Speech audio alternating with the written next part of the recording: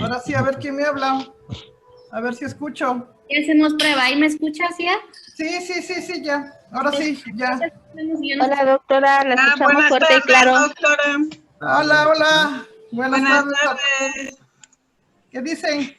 ¿Todo tranquilo? Yo soy la que estoy nerviosa porque como si pasa algo. Pero bueno, esas cosas son de la vida cotidiana. Pues, Usted tranquila, doctora, aquí estamos con usted. gracias, eso es lo más interesante. Y yo creo que por eso es lo que más me anima. Voy a compartir la presentación para ya iniciar. No sé si me está escuchando el maestro Carlos para que ya empecemos. Claro que sí, doctora, ¿Sí? podemos iniciar. Bueno. Buenas tardes, bienvenidos al webinar de esta tarde. Gracias, buenas tardes.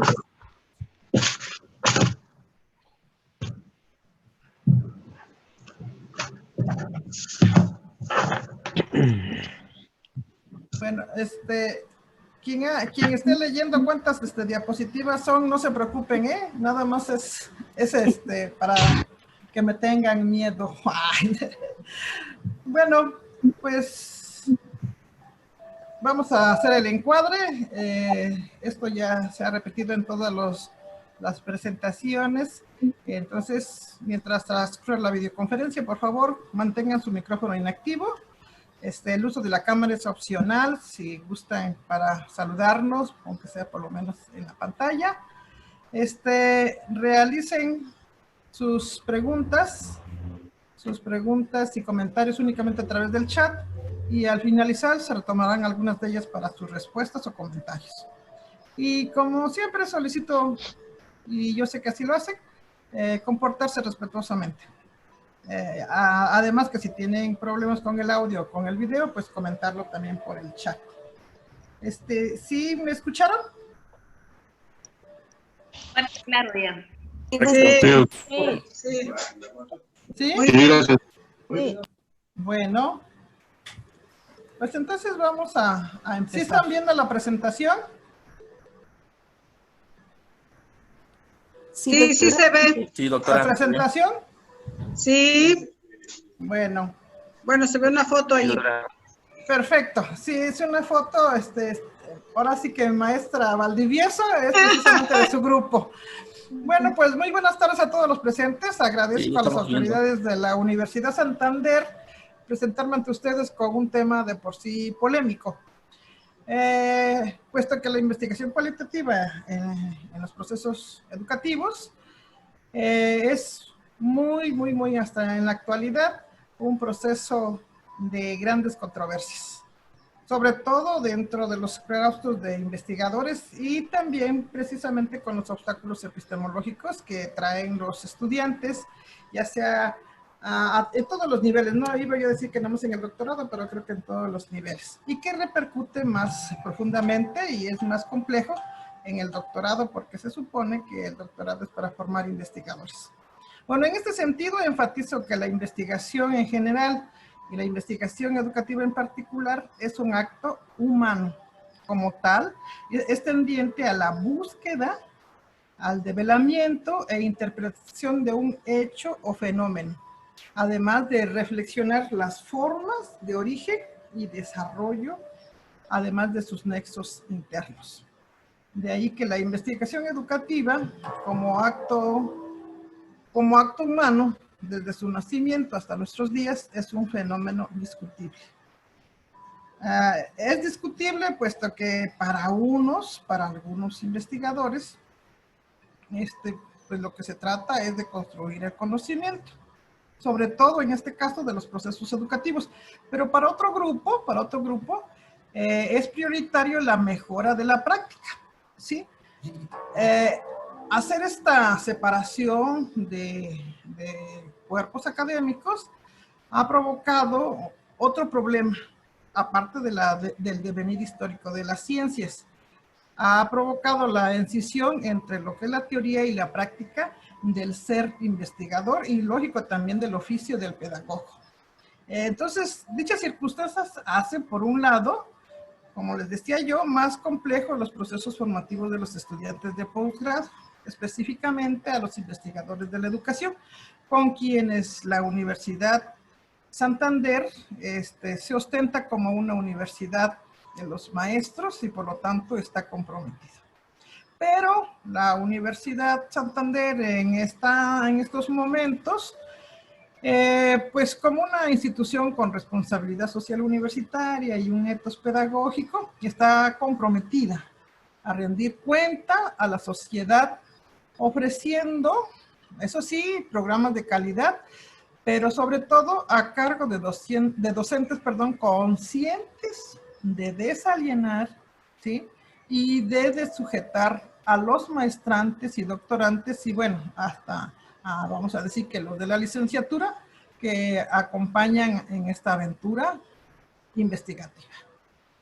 Entonces es que en esta coyuntura que estamos comentando, vamos a ver la trascendencia que tiene el tiempo y el contexto en que nos toca vivir. Pues recuerden que en la crisis civilizatoria de la globalización, aún en lo que es lo material existe complejidad. ¿Sí? ¿Por qué? Porque el Homo sapiens, sí, el Homo sapiens coexiste con el hombre demens, es decir, la sabiduría está presente también la locura. Por ello es que el hombre o economicus, que es, vamos a decir, la concreción de la globalización, es un ser que realmente ha perdido la razón, ¿sí?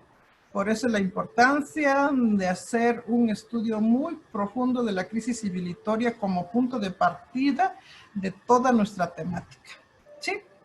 Bueno, pues iniciemos con una primera pregunta. Desde la nosología, pues, ¿qué entendemos? ¿Sí? ¿Qué entendemos por prolegómenos? ¿Sí?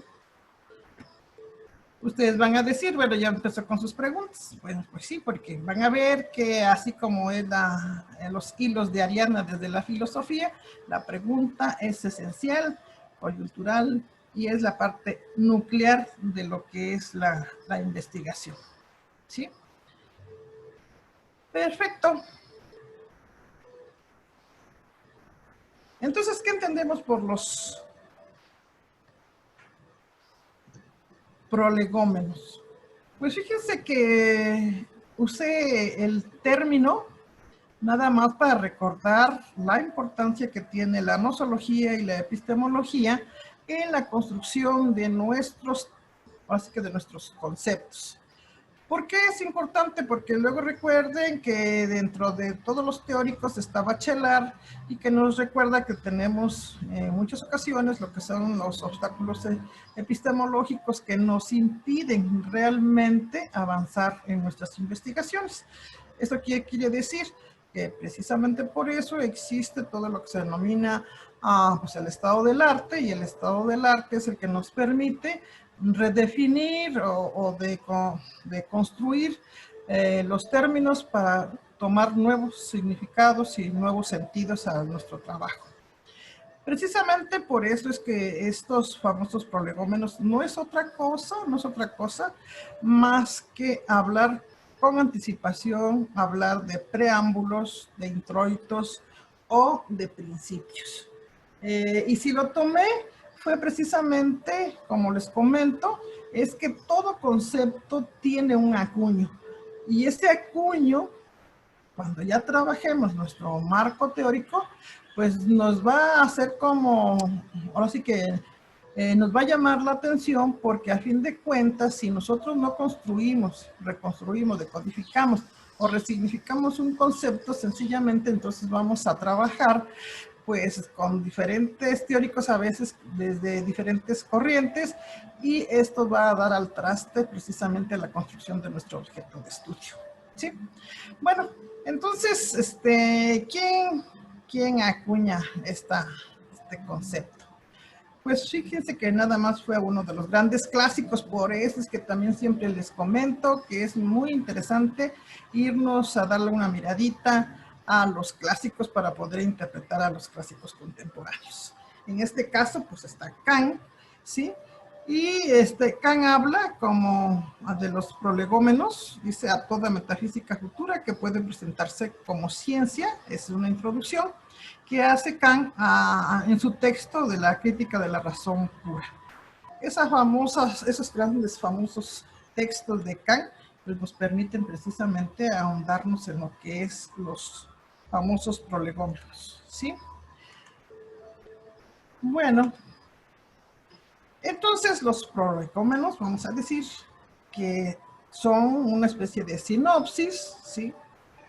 Es decir, el conjunto de las ideas elementales de toda ciencia que vamos a presentar. En este caso, recuerden, estoy hablando de los famosos prolegómenos de la investigación con perspectivas cualitativas, pero enfatizando que es a nivel del hecho social tan complejo como sistema abierto que es la educación y que por lógica ustedes van a tomar en cuenta para iniciar sus investigaciones.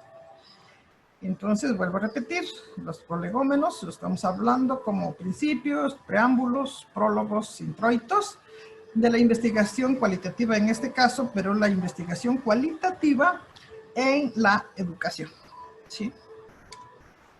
Bueno, aquí pongo un gráfico que quisiera yo que en una hora ver todo esto, pero es imposible porque precisamente todo esto se ve pues en todo un seminario, 2 o 3, para realmente comprender y fundamentar nuestras tesis. Por un lado está la nota histórica de una polémica incesante. Fíjense, de una polémica incesante. Una polémica incesante. Porque ya le estábamos diciendo, en la actualidad hay esta polémica, ¿sí? Entre los, vamos a decir, los investigadores de corte cuantitativo y los de corte cualitativo. Pero aquí lo interesante y que yo siempre he estado discutiendo es de que en la educación, como ustedes van a ver precisamente en la filosofía de las ciencias sociales de Mardones, que allí claramente enfatizan esta idea de que no se puede la educación explicar desde el positivismo, puesto que el positivismo en su devenir histórico está claramente señalado cómo es de que se matematiza la naturaleza y que se cosifica toda la misma naturaleza y por ende al mismo hombre. Y recuerden, nosotros no somos cosas, ¿sí? Entonces, somos sujetos. Hasta eso ni partícipes, somos sujetos, somos entes, somos seres. Entonces, por eso es de que a partir de ese momento. Hay obstáculos epistemológicos, como les estoy comentando. Bueno, entonces eso, así que eso decae o eso deviene o eso se sedimenta, se concretiza cuando nosotros entendemos esta polémica incesante. Cuando hacemos una develación de esta polémica, tanto aristotélica como galileana, que vamos a ver. Bueno, entonces, si nosotros seguimos y estamos construyendo nuestro objeto de estudio, no al ser como objeto, sino a nuestro objeto de estudio, a partir del tema escogido y lógico del campo de conocimiento, que en este caso pues es la educación con toda la complejidad que existe en su interior, bueno, entonces llegamos a lo que es el concepto de paradigma. El concepto de paradigma, que lo vamos a explicar más adelante, pero estoy haciendo un preámbulo, pues tiene también toda su historia. Recuerden, tiene su acuño. Empieza desde el famoso Kuhn hasta en la actualidad vamos a decir, los teóricos contemporáneos o clásicos contemporáneos, pues son Guba y Lincoln. A mi parecer, sí, hay más, pero en este momento Guba y Lincoln es el que nos puede aclarar lo que se denomina paradigma para este siglo XXI y poder entender sobre todo lo que está enmarcado acá que no lo vamos a ver, pero que hay muchos que ya están en esta perspectiva, tanto del paradigma de la complejidad para poder entrar a la perspectiva latinoamericana como un paradigma versus eurocentrismo, ¿sí? Y poder entender, por lo menos, lo que es el trabajo que están haciendo los maestros en cuanto al famoso peteo y algo otras cosas más como son los rescates de saberes, el rescate de la lengua y demás, ¿sí?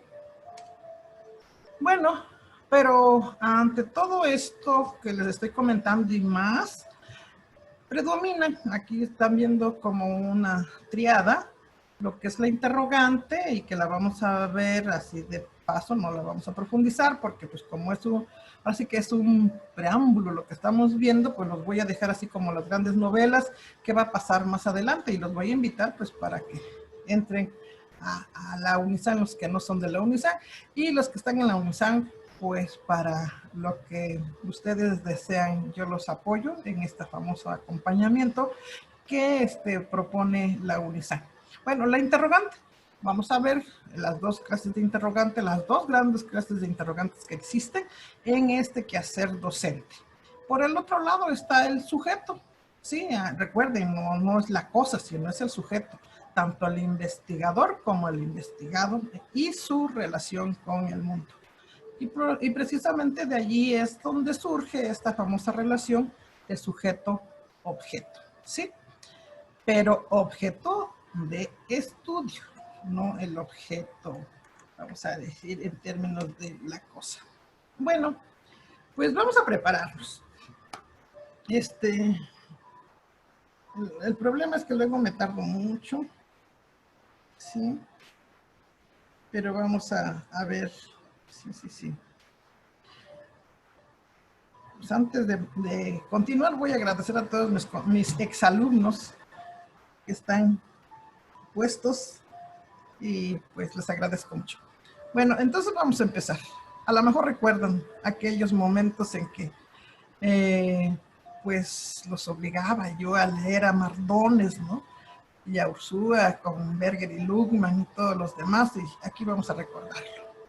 Bueno, entonces, Mardones habla de una fundamentación científica de las ciencias sociales y humanas a través de su texto, donde habla sobre la nota histórica de una polémica incesante, para poder entender por qué es de que la educación tiene que hablar de una investigación cualitativa, ¿sí?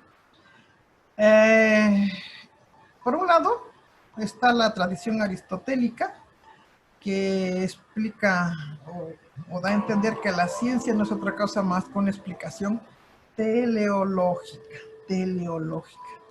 recuerden, teleológica de teleos, o sea, los fines, ¿sí? Los fines. Y el otro campo, que es la tradición, o la otra perspectiva, que es la tradición galileana, ¿sí? Donde la ciencia se ve como una explicación de causa y efecto, ¿sí? Y pues muy interesante porque fíjense, ¿cuál es uno? O sea, los fines de la ciencia, y el otro es cuáles son las causas de lo que sucede a nivel natural o de la realidad. Bueno, para empezar tenemos que referirnos a Platón, ¿sí? Voy a decirles, esto es muy a prisa quizás, porque tenemos una hora, pero lo que es esta perspectiva que estábamos comentando, la tradición aristotélica y la galileana, pues no son puros, sino que están acompañados de otros grandes pensadores, de otros grandes filósofos, sociólogos, etcétera, que en esta idea, ¿se acuerdan del paradigma? Esta idea uniana, pues van a ir presentando conocimientos y también los van a ir, vamos a decir, derrumbando en aras precisamente del conocimiento a construir, ¿sí? Bueno, entonces aquí está Platón, que, vuelvo a repetir, es el que ve a la naturaleza como una representación matemática, todo lo ve como algo, en ese caso, específicamente como cosas. Precisamente por eso es que Platón es considerado como uno de los autores de la tendencia cuantitativa, por eso es un autor pre-cuantitativista, ¿sí? Este sujeto, este filósofo, como predecedor, de esta perspectiva, también hace gala precisamente de los aspectos científicos positivistas, tanto de Galileo como de Newton, precisamente en la Edad Media, ¿sí? En este sentido, por ejemplo, la tradición aristotélica, ya entrando de lleno a las perspectivas, que decíamos que la ciencia la ve como una explicación teleológica. Aquí les voy a poner un ejemplo. Aquí sí quiero que sean muy, que se detengan, que me escuchen y que si tienen dudas posteriormente me las digan. Fíjese. Por ejemplo, la ciencia como una explicación teleológica observa, porque ese es uno de sus instrumentos más importantes, observa los fenómenos que se suscitan en la naturaleza. Por ejemplo, si estamos hablando del feminicidio, ¿sí? Este es un fenómeno, ¿sí? Y lógico, si nosotros queremos interpretar el qué y el cómo, ¿sí? Entonces tenemos que iniciar una investigación científica, en este caso de corte cualitativo. ¿Por qué? Porque para los autores de esta tradición aristotélica, la explicación científica da razones del fenómeno y sobre todo el por qué y para qué dan esas razones. Por eso es de que tiene fíjense, dos fases. Una que es la inductiva, donde se observa y se observa sobre todo los principios explicativos del fenómeno. Y una segunda fase, que es la deductiva, y que, pues como su nombre lo dice, este proceso se enfoca a deducir los enunciados. ¿A partir de qué? De los principios explicativos que se dan en la observación. Precisamente por eso es que esta idea del telos, o sea, cuáles son los fines, se habla con el de qué ocurre en el fenómeno. Esto significa que cuáles son los principios de los fenómenos y sobre todo que concatenado el aspecto inductivo como el deductivo nos lleva a la conclusión. Ahora, en cambio, la otra tradición, que es la galileana, ellos hablan de una ciencia como explicación causal, ¿sí?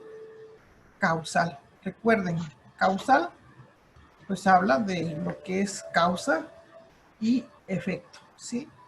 Entonces, esto es muy importante porque recuerden que el mundo tiene ideas de corte cultural, humano, político, económico, religioso y sociales que hacen de la sociedad tan compleja que, visto desde esta postura, es muy difícil hablar de la complejidad, ¿sí? Pero bueno, entonces, a partir del siglo XIII, empezamos a hablar de lo que es la ciencia moderna. Esta ciencia moderna que no es otra cosa más que el capitalismo incipiente de lo que estábamos hablando hace un momento. La ciencia moderna, como ven ustedes aquí, pues tiene todos sus antecedentes. Estos nada más están mencionando algunos, pero por ejemplo, surge, como comentamos, ¿sí? Que a partir de estos fenómenos que se suscitan, como es el Renacimiento tardío y el Barroco, surge lo que es el giro copérnico, lo que es la propuesta de Ortega y Gasset, con su famoso análisis de Descartes. Eso es el arreglo de cuentas de uno consigo mismo, o sea, ¿quién soy, no? Esta postura de Ortega y Gasset. Y en este sentido, para este momento del siglo XVI, ¿sí? Se habla ya de dos perspectivas, la cualitativa y la cuantitativa, y también de procesos duales y dicotómicos. Pero lo más interesante es que algunas otras culturas, para ellos aparece el famoso cero, como son los árabes, y los aspectos del vacío. Recuerden que la religión también tiene mucha importancia aquí, y pues en ese sentido, antes no se podía hablar del vacío, ni mucho menos del cero. O sea, son dos aspectos que nos permiten hablar sobre todo de un tercer estado, o sea, la burguesía, y cómo ve y dan inicio a lo que es la ciencia moderna. Pero esta ciencia moderna, como ya habíamos comentado, es aquella que tiene una formalización, pero a partir de la matematización y cuantificación de la naturaleza. O sea, vuelvo a repetir, la naturaleza para ellos son cosas, ¿sí? Ahora, para este periodo entre 1543 y 1638, aparece precisamente Copérnico y Galileo, ¿sí? Para hablar precisamente, en el caso de Galileo, hablar de sus discursos. Discursos que, como también hemos estado platicando, hablan de las explicaciones físico-cualitativas, ¿sí? De Aristóteles, pero de una forma crítica, y cambia esas explicaciones por una formulación matemática de Arquímedes. Ahora bien, en ese sentido, lo que se pondera es el valor de la abstracción, ¿sí? El valor de la abstracción, que es muy importante, sobre todo en lo que son las matemáticas, ¿sí? Y algunos aspectos de la lógica. Entonces, precisamente en ese sentido, la abstracción va unido a la idealización de la ciencia. Miren, estamos hablando de la ciencia, o sea, en singular, no estamos hablando de las ciencias, que es otro de los aspectos de los preámbulos que es muy importante tomar en cuenta en nuestra investigación. Bueno, siguiendo históricamente, aparece sobre todo la revolución copérnica de la ciencia, pues recordada por Kant, donde se habla de una experiencia teleológica que deviene sobre todo de la perspectiva cualitativa, versus la experiencia causal, que es la galileana o cuantitativa. Esta experiencia teleológica tiene, desde el punto de vista del concepto alemán, a la comprensión como algo sustancial, esencial, de lo que es vamos a decir, las investigaciones de corte cualitativo. Fíjense, la comprensión. En cambio, la experiencia causal, que tiene como principio al término alemán Enclaren, ellos hablan de las causas y efectos, o sea, de estos aspectos experimentales, ¿sí? Donde la ciencia es única, es un método, es un solo método, y sobre todo que tanto la realidad como el objeto que está en esa realidad lo ven como algo ya dado, no que se construye, sino dado. Y esa es también otra de las diferencias. Bueno, pues entonces ya también históricamente, recuerden que estamos hablando de ese devenir histórico. En esta polémica de la filosofía de las ciencias sociales, ya estamos en el siglo XIX. Y entonces aquí ya se habla de un positivismo decimonónico, o sea, 19, donde sus principales representantes, pues está Augusto Comte, que recuerden es como el padre del positivismo. Aquí estoy viendo al maestro Aarón, ¿sí? Y que pues él sabe que la administración tiene mucho que ver con este famoso positivismo, y este es uno de nuestros pleitos que siempre traemos, ¿no? Y por el otro lado, a Stuart Mill, que bueno, que hablan del positivismo, del positivismo decimonónico. Pues que es desde el monismo metodológicamente hablando, o sea que nada más un solo modelo metodológico es lo que tiene. El modelo o el canon con que se sustenta todo su discurso son las ciencias naturales, o sea, todo lo que se ve, se observa, se toca, se mide, etcétera, etcétera, son las cosas. Y por el otro lado, tienen una explicación causal, o sea, causa y efecto.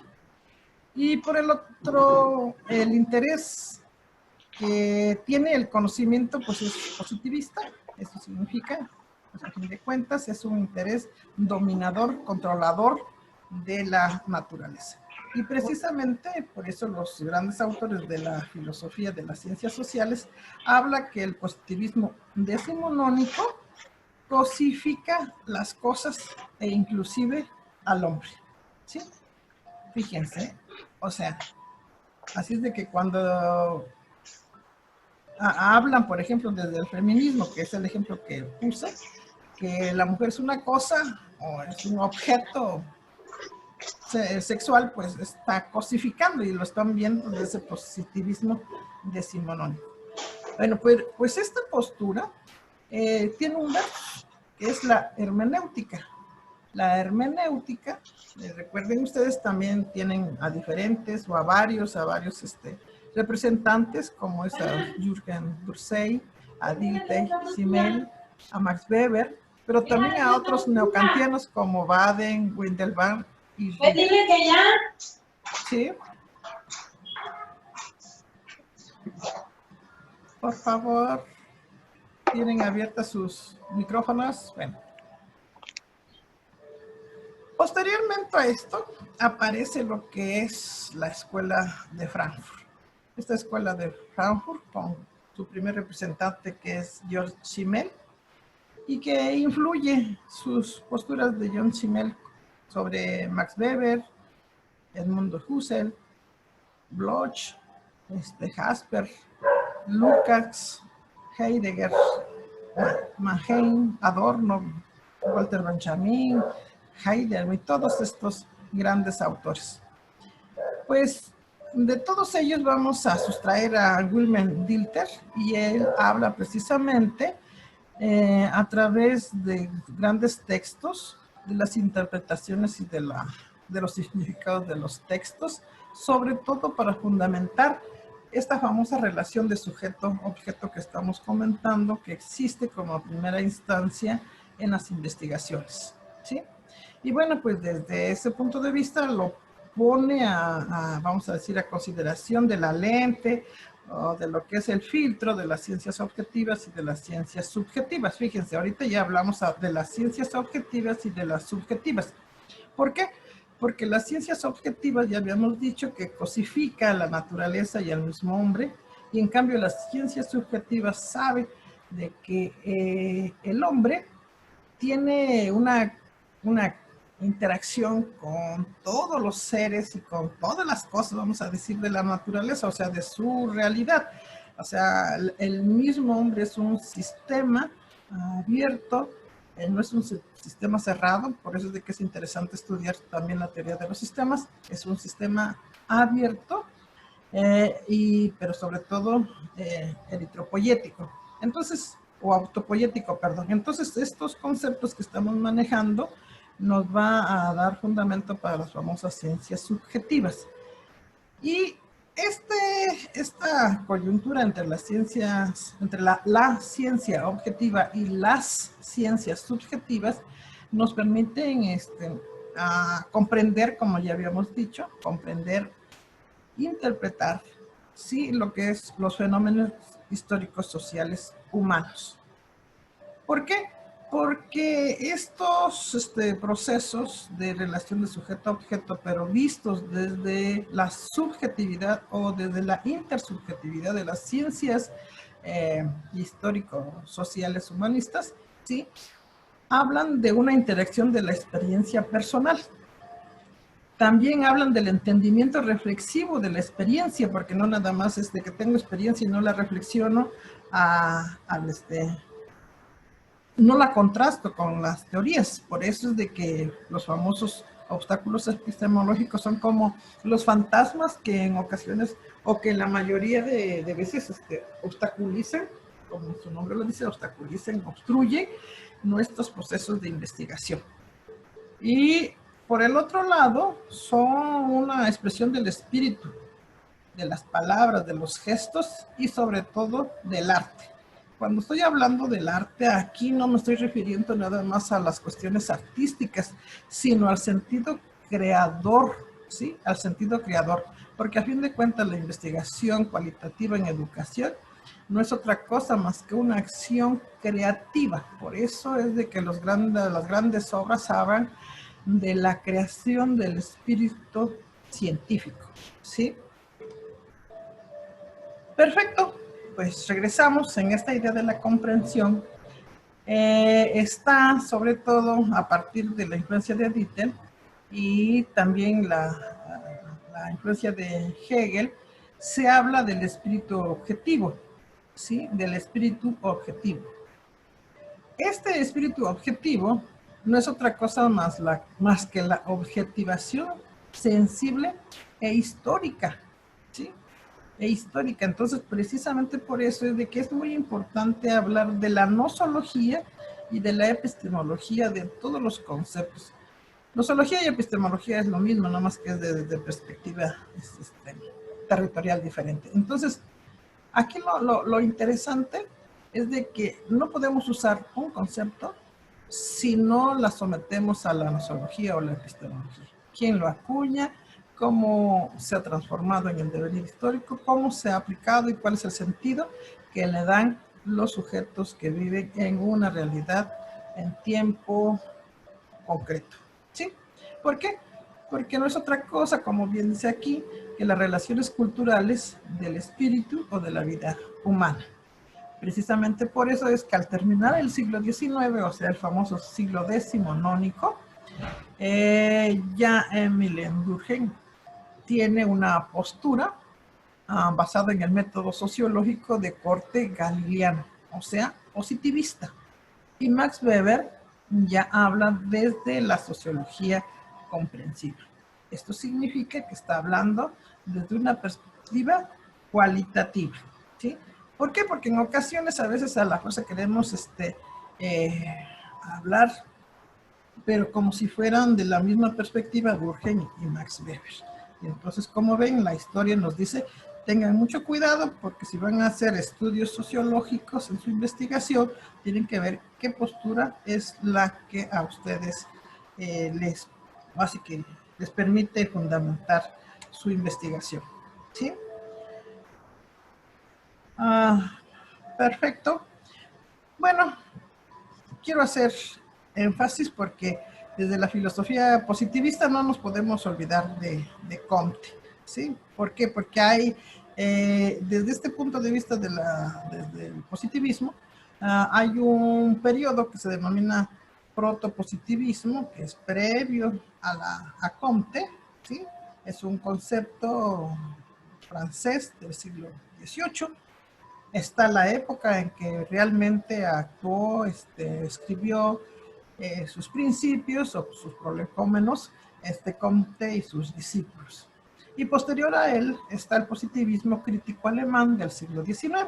Como ven, el siglo XIX es muy importante en la historicidad de las ciencias sociales humanas y sobre todo pues, de la educación. En este caso, hablar a fin de cuentas de Comte, pues es hablar de un predecesor del círculo de Viena, ¿sí? En estas famosas polémicas, la segunda fase, estamos hablando ya de un racionalismo crítico, fíjense, un racionalismo crítico versus la teoría crítica.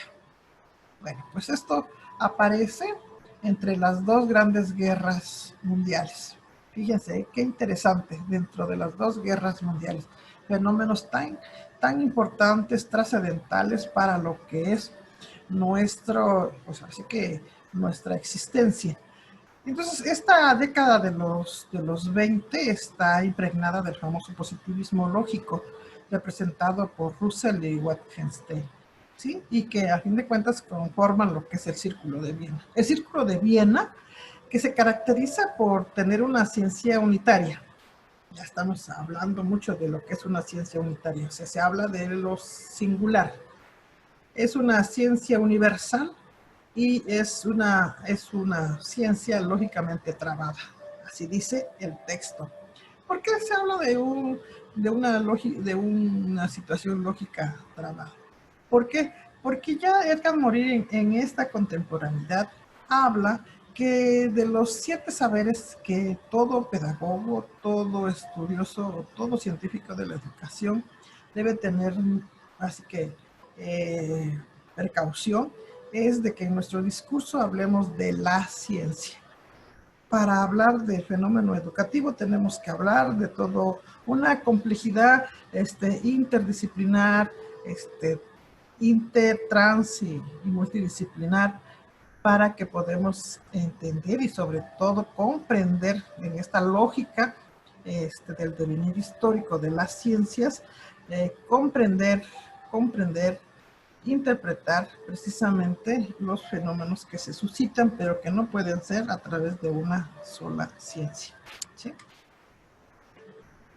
Bueno, pues ante todo esto, ante esta famosa positivismo, aparece versus, vamos a decir, la Escuela de Frankfurt.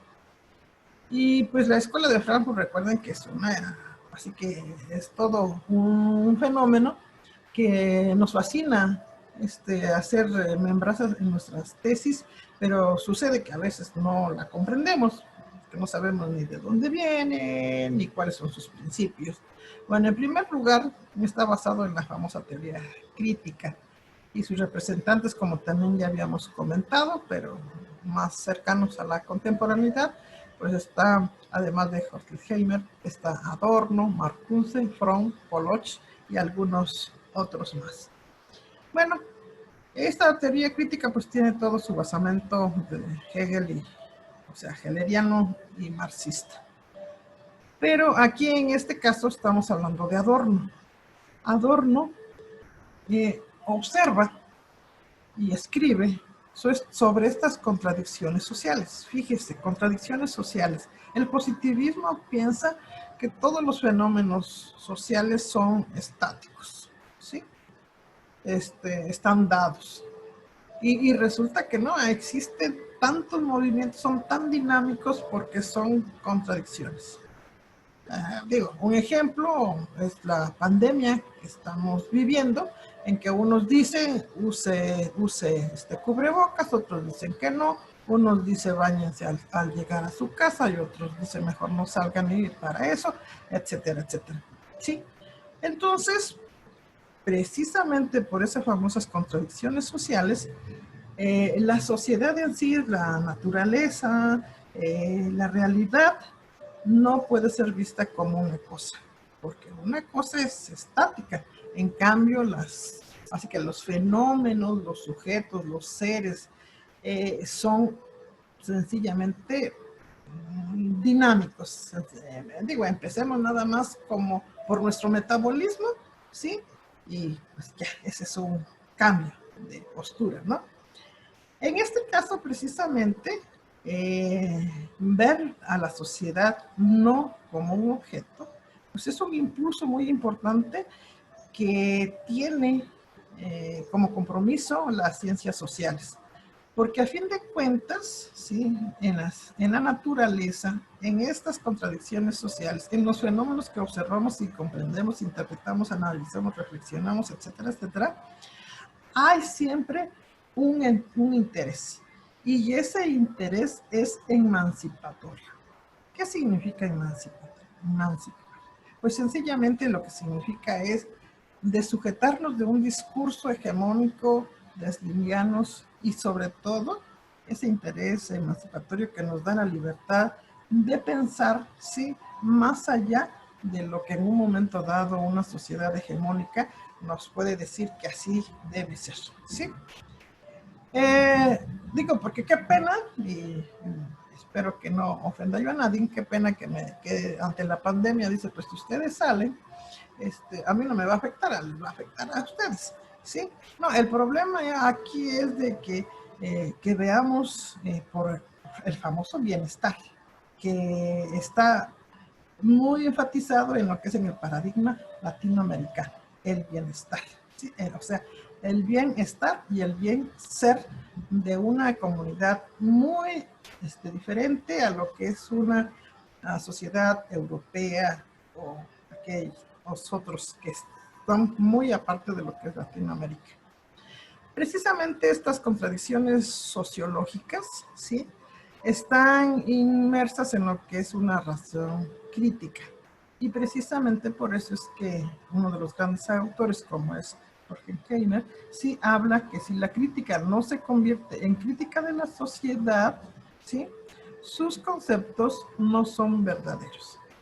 Por eso es de que cuando alguien comete el error de decir, te voy a criticar constructivamente, no.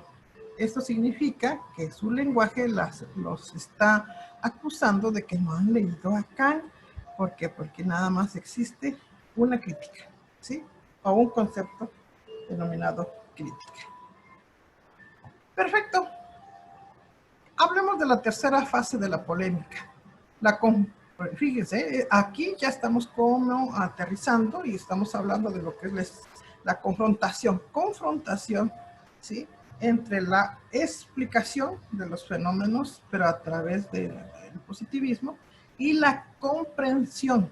O sea, no estoy hablando de causa y efecto únicamente, sino estoy hablando de esa comprensión de los fenómenos y de las contradicciones sociales. ¿Por qué? Porque a fin de cuentas la razón humana, como comentábamos hace un momento, está inserta en grandes intereses, ¿sí?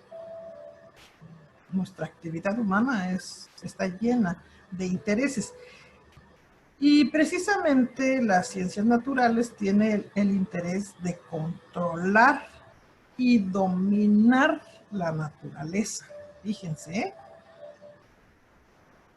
fíjense, controlar y dominar la naturaleza. La pregunta sería si el mismo hombre, más bien dicho, lo sabemos, ¿no?, que es el causal de toda esta crisis ambiental, ¿sí?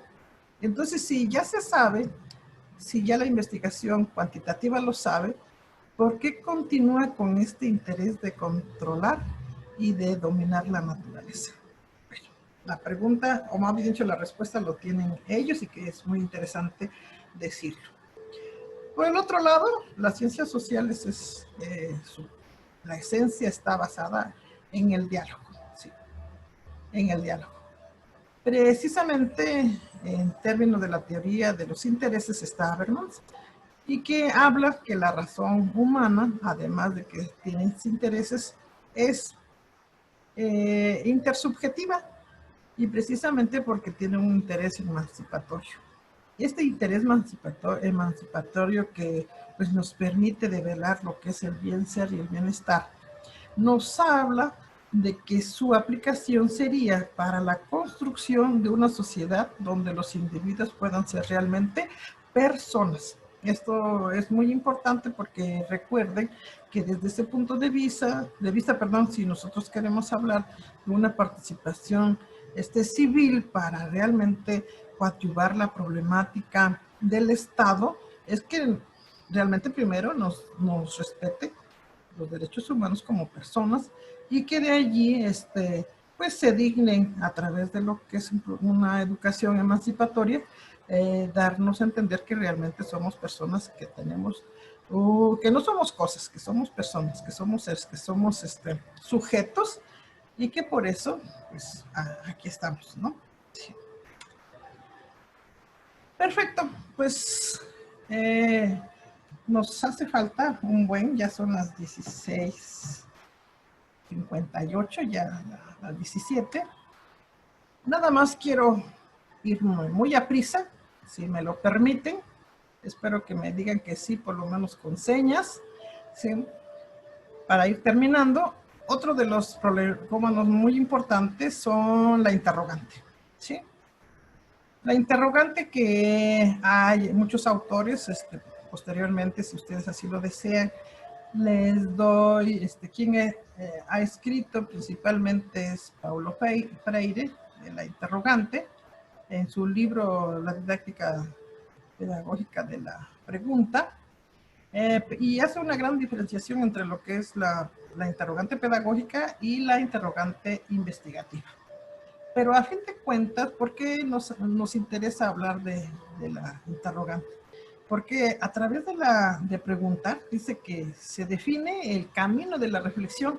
Es como decía yo al principio, los hilos de Ariana, metafóricamente hablando, que son nuestros hilos conductores para que no en ese camino de la investigación o de nuestro proceso investigativo, no nos vayamos a desviar, ¿sí? Sino que es a partir de una construcción más, con todo el principio, con todos los prolegómenos que estamos comentando, de nuestro tema, de nuestro problema, es como podemos conducirlos, ¿sí? Por el otro lado, pues ya estamos hablando del sujeto, que pues, el sujeto no es otra cosa que el ser humano, y como sistema actúa con la realidad. Esto significa que ese es un principio de ontogénesis. O sea, el hombre, por eso se diferencia, el sujeto, el ser humano, tiene su existencia, y entonces en esta ontogénesis y autopoiesis, es como él puede comprender, fíjense, bueno, primero conocer y comprender, interpretar, o develar, interpretar, lo que es el mundo de sí, o sea, su mundo y el mundo del otro, o sea, la realidad y al otro sujeto en esta idea de la otredad y la mismidad. Entonces esto es muy interesante porque hablar de sujeto dice que es hablar de una acción, ¿sí? Hablar de una conciencia, de un ser constructor y productor del mundo. Es de alguien que elabora, reelabora y desecha cada día construcciones subjetivas de ese mundo en el cual vive y actúa, ¿sí? Bueno, entonces desde ese punto de vista vamos a llegar a lo que es la relación en estas dos grandes perspectivas, positivista y cualitativo, sí, pero como lo ve Guga y Lincoln en esta relación de sujeto-objeto en las dimensiones ontológica y axiológica. ¿Qué significa lo ontológico? Habíamos dicho, la génesis del sujeto, y lo axiológico, su famoso valor, ¿sí? Entonces, esta ontología, que es la naturaleza de la realidad, en lo positivista, pues es una realidad dada, singular, tangible, fragmentable y convergente. Y desde el punto de vista de los valores, pues es libre de valores. En cuanto a lo cualitativo, es una realidad construida, holística, divergente y múltiple.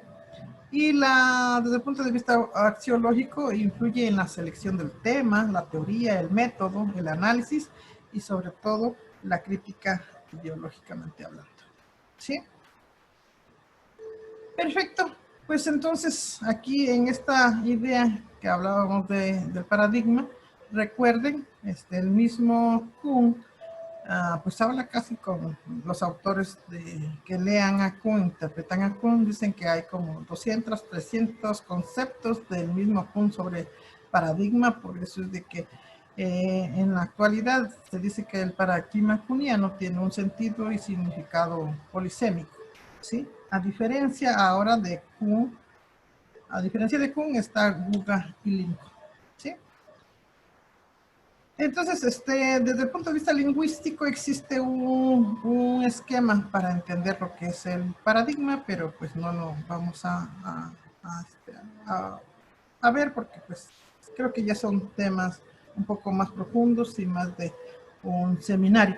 Entonces, lo único que vamos a ver es de que el paradigma de Guga, que es muy importante, tiene tres grandes preguntas y que creo que da la concreción de todo lo que hemos estado hablando. Una pregunta ontológica, que parte de esta primera primicia, dice que cuál es la forma y la naturaleza de la realidad y qué es lo que podemos conocer de ella, ¿sí?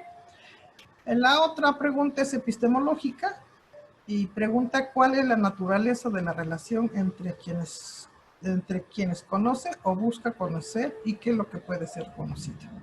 Y la parte metodológica es cómo puede el investigador, o sea, el que busca conocer, arreglárselas para averiguar si lo que él cree puede ser conocido, ¿sí?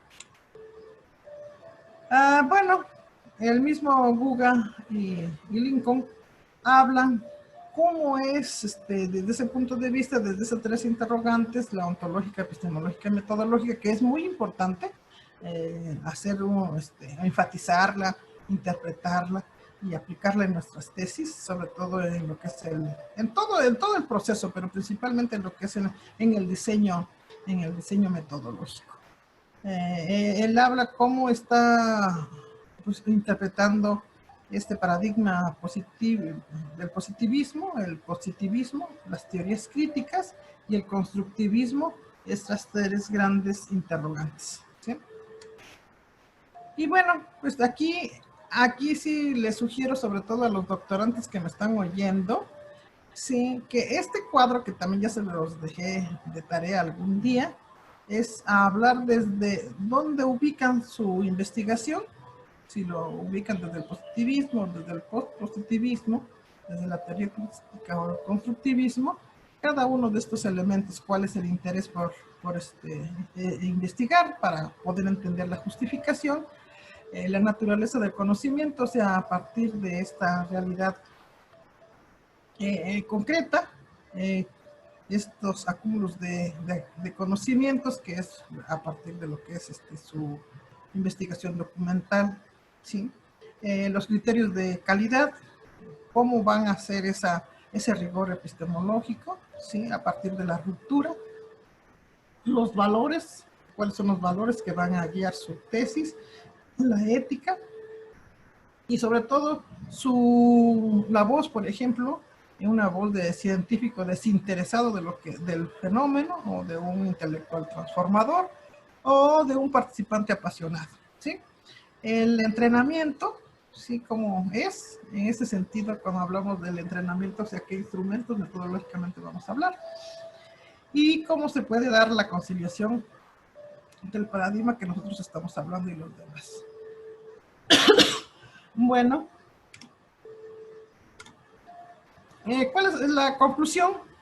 Pues sobre todo resignificar el devenir histórico de las ciencias, de construir la perspectiva cuantitativa y cualitativa, ponderar la trascendencia de la interrogante, develar la relación sujeto-objeto y comprender el sentido del paradigma, ¿sí? Pues aquí puse 15 referentes bibliográficos, pero existen más, porque como les digo, pues esto no es para una sola charla de 1 hora. Pues bien,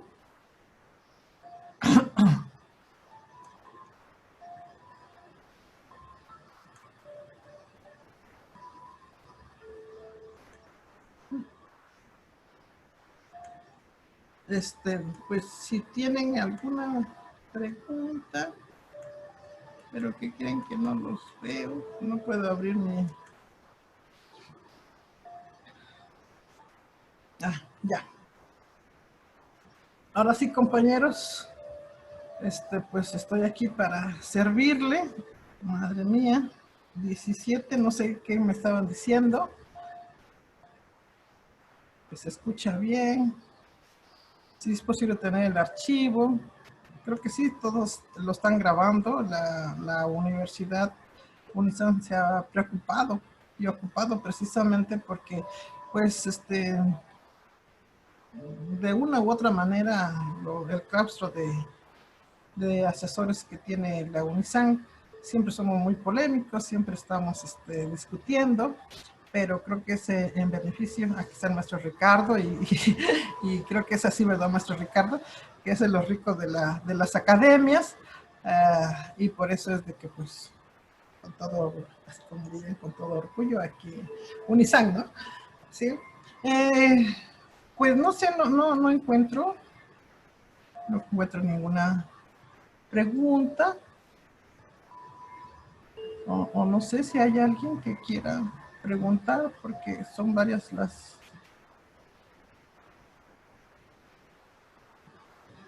Maestro Carlos.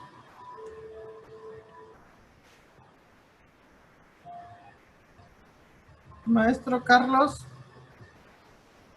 Sí, dígame. No sé si quiera decirles algo, porque, o si pueden, o si quieren preguntar directamente. Maestra Elizabeth, mucho gusto. Maestra Violeta, ¿dónde anda? La vi hace un momento.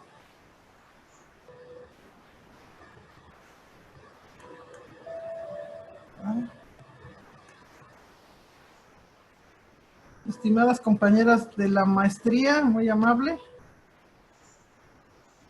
Bueno, en el chat ya tiene una Sí, pregunta, sí. doctora. Sí, es la que estoy viendo, que es el maestro, El doctor perdón, el Ricardo. doctor Ricardo. Sí, pues sí, maestro Ricardo, como siempre hemos dicho, ¿no? Y lo comentamos también, el paradigma sistémico es muy importante porque pues también tiene dos perspectivas, la cualitativa y la cuantitativa.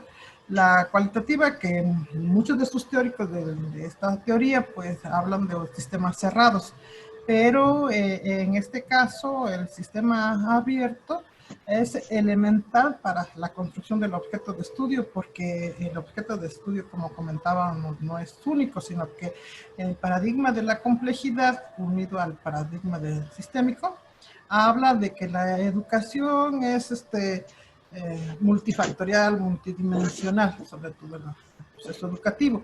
Háblese desde un contexto, vamos a decir, macro, meso, micro, y en la misma institución puede ser el sistema, pero también podemos hablar desde los procesos de enseñanza-aprendizaje, como los aspectos micros, hasta los sistemas sociales que rodean, vamos a decir, a la institución, como los macros, y siempre tiene que estar abierto.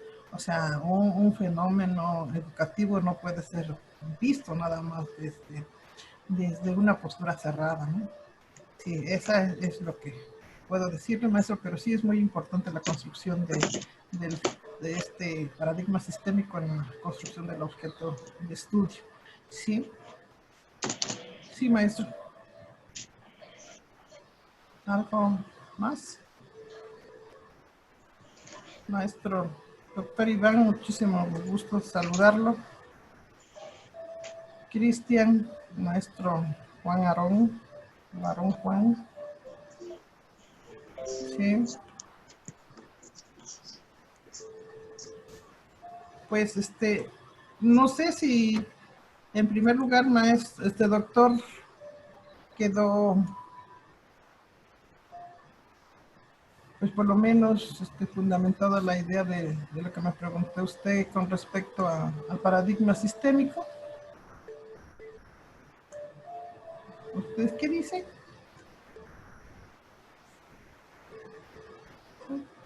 Pues sí, habla de la importancia que tiene, ¿sí? Sí, yo coincido con usted, maestro. Sí. ¿Alguna otra?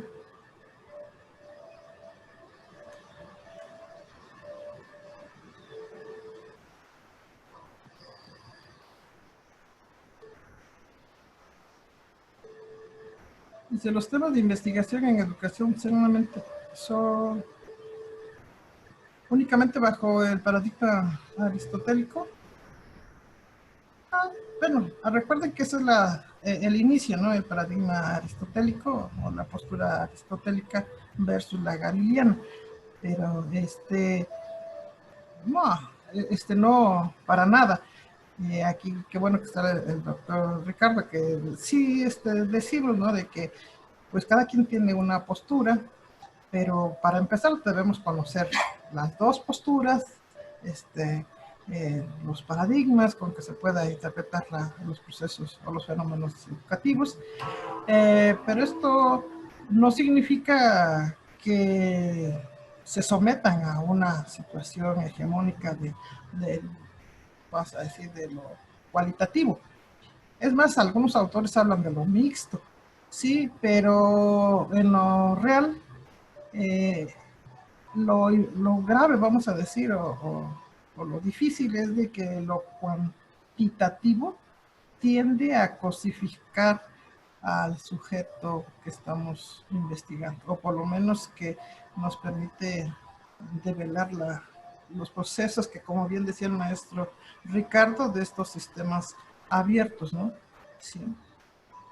No, pero sí, cuando está uno, por eso siempre les digo a mis alumnos, a veces no nos fijamos en el tipo de doctorado que vamos a hacer, pero en investigación se supone que se requiere precisamente esta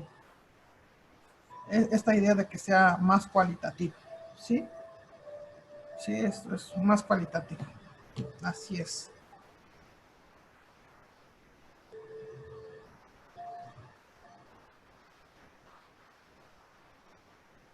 Sí, Leo, no sé qué compañero es Leo.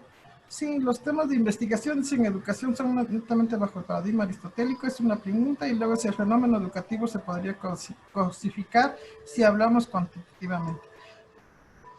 Sí, porque, por ejemplo, ¿por qué se quejan los alumnos que sus maestros en ocasiones no les dan la palabra, en ocasiones los tipifican de alguna manera inadecuada, los nombran no por ni su nombre ni su apellido, sino por que le dicen el que está vestido de azul, el que está más adelantito, a ver, tu niña, y así sucesivamente. Este es un ejemplo muy, muy, muy pragmático, ¿no? Pero hay cosas más interesantes cuando se habla de cosificar a las cosas, porque entonces ya no podríamos hablar de un sistema, como la pregunta que hizo el maestro, el doctor Ricardo, ¿no? Ya no se podía hablar de un sistema autopoyético, ¿sí? Sino que estaríamos hablando de una cosa que es estática, no es dinámica, se puede fragmentar, pero en términos de que no está, o sea, o más bien dicho sería dicotomizar el fenómeno, que no está interactuando con otro. Por eso es que ese es el problema en este caso del cuantitativo, ¿no? Y el maestro Ricardo dice, para Edgar Morin es importante incorporar nuevamente al sujeto en esta relación objeto-sujeto, es decir, la subjetividad vuelve a tomar un papel relevante. Sí, no sé si lo comenté, pero en esta intersubjetividad es un papel de los teóricos de este campo de la intersubjetividad muy importante para los pedagogos. Hablar de la otredad y de la mismidad en los aspectos de formación es hablar de los sistemas abiertos, o sea, no somos únicos, no estamos solos, y entonces es relevante. Por eso es de que hay textos muy interesantes, maestro Ricardo, doctor Ricardo, y que ojalá que tengamos la oportunidad de intercambiarlo, y a todos, esta idea del retorno del sujeto, el retorno del sujeto. Y sobre todo el retorno del sujeto visto con los ojos del maestro artesanal, aquel que hace un acompañamiento igual, no nada más del tema de la disciplina, sino que en forma integral. Así podemos hablar de las teorías de las emociones, de las pasiones, etcétera, etcétera, ¿sí? Sí, y entonces, precisamente, permíteme, maestro, permíteme, doctor Ricardo, leo primero a Leo, que dice, ahora se habla de educación híbrida. Esto es en sí un fenómeno educativo. Bueno, la educación híbrida no sé cómo lo están viendo, porque ya ven que hay infinidad de modelos, que la educación dual, el modelo basado en competencias. Pues la educación híbrida, pues es precisamente aquella, ¿no? Yo diría que hasta un modelo basado en competencias es híbrido, ¿no? Porque, pues, ¿para qué está hecho el modelo en competencias, pero desde el enfoque cuantitativo? Pues, para el trabajo, ¿no? Para el trabajo, sí, para la vida, porque ya tienes un papel profesional, pero en sí, para el trabajo. ¿Por qué? Porque la fábrica, vamos a decir en términos marxista, pues lo que quiere es esa mano de obra, ¿no? Pero calificada en el sentido de que va a ser, va a tener sentido de producción, ¿sí? Bueno, en el caso del maestro, del doctor Ricardo, perdón, habla que compartamos un texto, pero no sé cómo se hace para compartir. Se invita a dar una leída al texto. Ay, ahorita me dice usted, maestro Ricardo, cómo se comparte. Mientras leo el que sigue. Desde el punto de vista del doctor del alma, Carl Jung, considero que encaja perfectamente el comportamiento humano y a través de este tipo de experiencias de comportamiento se puede reconstruir la investigación educativa. Sí, desde luego. El irreverente de Jung, es fascinante leer su postura, ¿no? Tan es así que, así como apareció en el mundo, desapareció, ¿no? Precisamente, eso es un irreverente de su maestro Freud, ¿no? Y estoy de acuerdo, ¿sí? Sí. Pero recuerden, estamos hablando de esa idea del comportamiento y de las experiencias, ¿no? Sí, sí. Pues bueno, como ven, tenemos muchos campos, ¿no? Perdón, maestro Ricardo, ¿me está usted escuchando? Doctor Ricardo.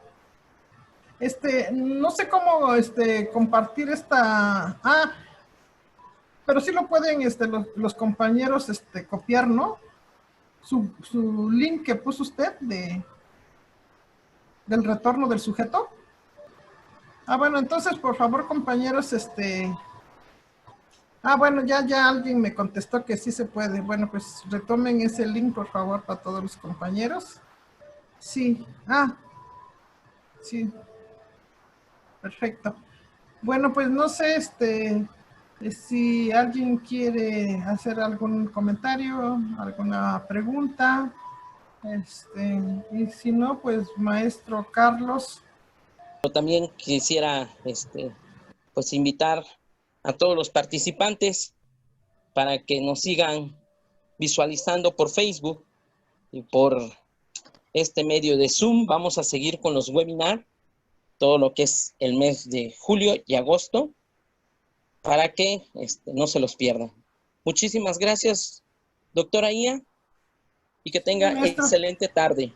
Gracias también a los participantes por apoyarnos a realizar este trabajo y escuchar lo que tenía que compartir con nosotros la doctora Ia del Rosario Márquez Coronado, una de nuestras docentes de aquí de la Universidad Santander, Campus Oaxaca. Gracias, doctora.